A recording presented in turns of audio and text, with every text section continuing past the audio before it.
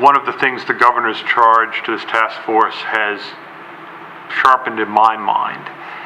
is that this is fundamentally a balance sheet problem. That we have a debt that has been created and that is essentially related to the past, that we need to sink or repay over time. And most public entities, including public universities, think about their life on a budget or income statement, as we would say, way of thinking about it. What's the revenue and expense in the next time period? And don't spend as much time thinking about managing the balance sheet part of it. The creating a kind of requirement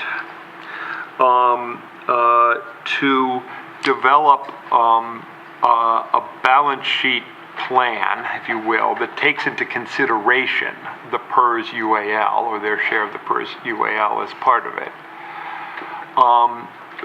what I think might be a helpful discipline, so that whenever one thinks of doing some balance sheet question, whether or not to issue debt or not, whether or not to make a capital investment or not, whether or not to hold a certain level of cash balances higher or lower, one is thinking in the context of this debt too out there, this liability too out there,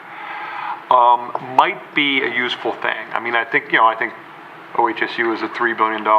income statement, a $3 billion balance sheet is a fairly sophisticated entity, but we don't even think about it quite in the same way as remembering that we have hundreds of millions of dollars of UAL. And how are we thinking of that, not just from an income statement basis, how we're going to, make sure that we cut other expenses so we can fund the higher rates,